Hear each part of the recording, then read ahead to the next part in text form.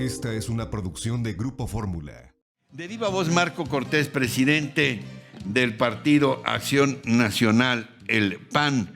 Gracias por estar con nosotros. Muy buen día. Muy buenos días, Ricardo. Qué gusto saludarte, a ti y a todos los amigos que nos escuchan. ¿De qué manera nos está redefiniendo como país esa doble pandemia, presidente, la originada por todo el tema de la salud del coronavirus y la pandemia económica que paradójicamente nos dicen las más recientes encuestas, contra lo que muchos esperaban, es la principal preocupación de los mexicanos? La mayoría están ahora más preocupados por perder sus empleos, por ya no tener que llevar a sus casas, más aún que por el contagio. ¿De qué manera nos está determinando toda esta situación? Bueno, primero yo quisiera decir, Ricardo, que lamentablemente a México esto lo agarró muy mal parado, porque recordemos que en el 2019 estaban desmantelando el sistema de salud, el Seguro Popular, y se generaron un conjunto de problemas por el nuevo INSABI.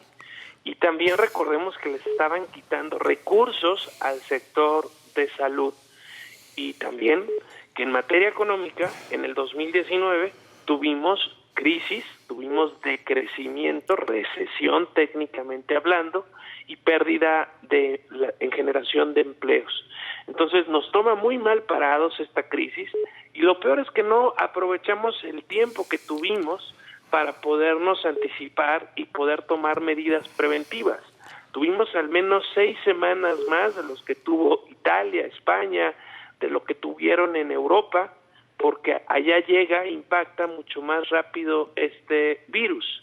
Y en México no se tomaron las medidas, se actuó con mucha irresponsabilidad. Recordemos que en marzo el propio presidente nos decía todavía, no pasa nada, abrácense, salgan, vayan a la fonda, y hablaba de su estampita protectora, y fue todavía en marzo, ya en la pandemia, fue a saludar de mano a la madre del Chapo Guzmán. Entonces todo esto, la verdad que mandaba mensajes muy contradictorios de una relajación, cuando más bien tuviéramos que haber ya tomado muchas medidas de contención, de mitigación.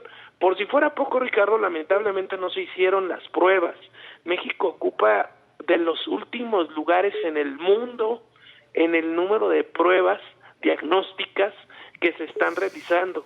Por todas las vías le pedimos al gobierno que se realizaran más pruebas, que se autorizaran más, controlaron estas, y lamentablemente pues hoy tenemos una muy alta tasa de letalidad.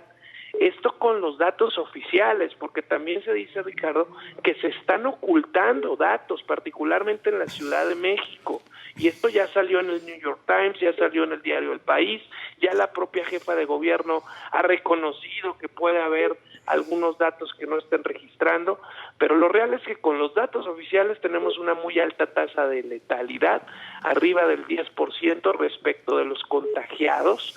Sí. Y esto es muy grave, porque el promedio mundial no supera el 7%. Entonces sí hay que decir que se ha actuado con mucha negligencia, incapacidad, y más en esta crisis que es la otra pandemia, como bien lo describes, en la económica.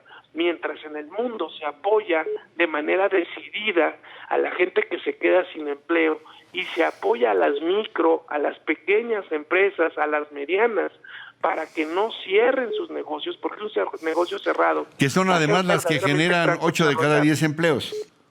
Exactamente, y hay que dar las cifras para que la gente tenga el contexto. En la crisis de la influenza, en el 2009, durante un año, se perdieron 700,000 empleos, durante un año. En esta crisis, en 2 meses, en lo que es marzo y abril, se perdieron 750,000 empleos formales, según datos del IMSS. Y esto es gravísimo, porque vamos a perder un gran número de empleos, y el cierre de las empresas va a ser muy doloroso, y más cuando estamos viendo que el gobierno no para en su necedad y le está cerrando, por si faltara algo, la puerta a las inversiones en energías limpias. Esto es absurdo. Mientras el mundo avanza hacia esa tecnología, en México seguimos construyendo la refinería de Dos Bocas, gastando grandes cantidades de dinero cuando eso se tendría que invertir ahorita para cuidar los trabajos de las personas y el ingreso familiar.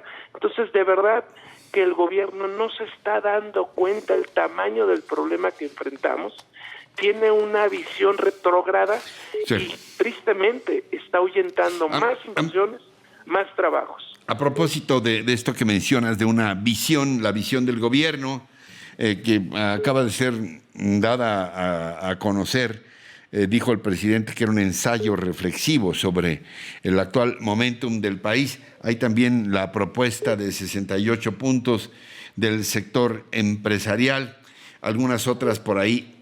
¿Crees que todavía es posible o es ingenuo, lo que te pregunto, de poder sentarse a la mesa y discutir estas propuestas y elaborar lo antes posible, pero de la manera más responsable también, una estrategia conjunta para el país, una suerte de pacto nacional para enfrentar las dos pandemias, sobre todo la económica?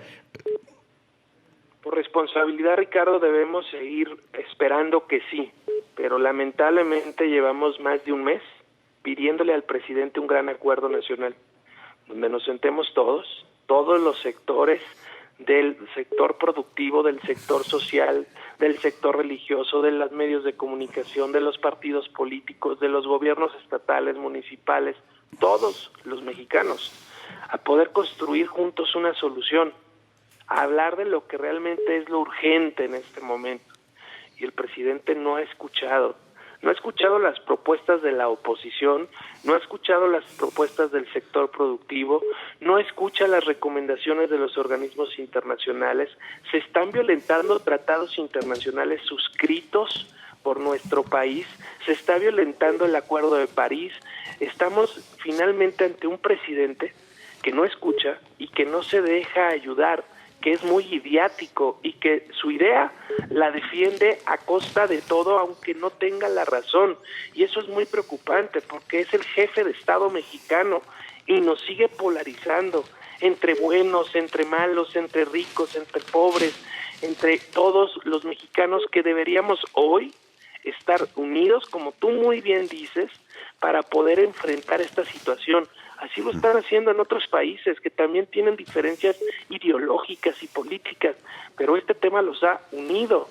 Lamentablemente el presidente es el primero que confronta y es el último que convoca a la unidad.